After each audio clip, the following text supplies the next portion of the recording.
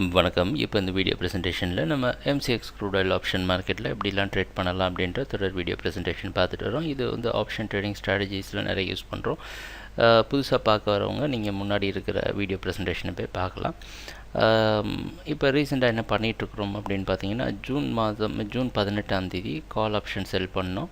June 22 இன்னொரு call option செல் பண்ணோம். ரெண்டுமே ஒரு பெரிய நஷ்டத்தில் இப்போ போயிட்டுருக்கு. சரிங்களா? நேற்று மார்க்கெட்டில் என்ன நடந்தது அப்படின்னு பார்த்தீங்கன்னா, இது 7 நிமிஷம் candle stick chart crude oil மார்க்கெட்டில். நேற்று மார்க்கெட் ஓரளவு ஸ்டார்டிங்கில் கொஞ்சம் ஃப்ளாட்டாக இருந்தாலும் அதுக்கப்புறம் மார்க்கெட் நல்லாவே பையிங்க்கு சாதகமாக மாறி இருக்குது. கிட்டத்தட்ட ஒரே நாளில் 200 பாயிண்ட் மார்க்கெட் மேலே போயிருக்கு.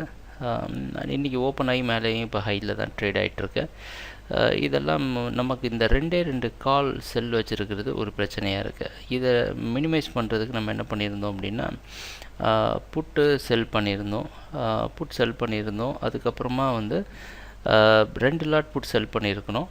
அப்புறம் கால் ஒரு லாட் பை பண்ணோம். நேற்று வந்து இன்னும் ஒரு புட் லாட் செல் பண்ணியிருக்கிறோம். இப்படி 4 லாட் நமக்கு பாசிட்டிவாக இருந்தாலும் இதோடைய டோட்டல் எம்டிஎம் லாஸ் பார்த்திங்கன்னா, நம்ம முன்னாடி வச்சுருந்த கால் வந்து அதிகமான நஷ்டத்தை கொடுத்துட்ருக்கு. ரீசெண்டாக நம்ம பண்ண எல்லாமே கம்மியான லாபத்தில் கொடுத்துட்ருக்கு. இதெல்லாம் ஏன் அப்படின்னு பார்த்திங்கன்னா, இதெல்லாம் டீப் இந்த மணிக்கு போயிடுச்சு. இதெல்லாம் கொஞ்சம் அட் த மணி நியரஸ்ட் மணியில் தான் இருக்குது. ரொம்ப இந்த மணிக்கு இதுவும் போக இதுவும் நமக்கு ப்ராஃபிட் கொடுக்கும். 4 லாட் பாசிட்டிவாகவும் 2 லாட் நெகட்டிவாக இருந்தாலும் நம்ம இப்போ நெட்டாக பார்த்திங்க அப்படின்னா நெகட்டிவாக தான் நம்ம இருக்கிறோம். சரிங்களா? ஸோ இப்போ என்ன பண்ணலாம் அப்படின்னு பார்த்தோம்னா, இப்போ மார்க்கெட் புதிய ஹையில் ட்ரேட் ஆகிட்டுருக்கு.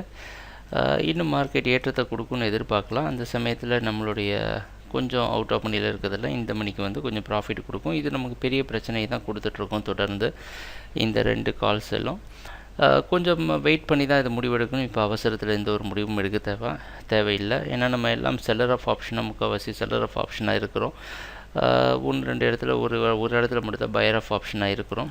கொஞ்சம் வால்டிலிட்டி குறைய நம்ம அதுக்கப்புறமா கொஞ்சம் பார்த்து முடிவெடுக்கலாம். இப்போ இந்த அவசரப்பட்டு புதுசாக பொசிஷனை ஆட் பண்ண வேணாம்.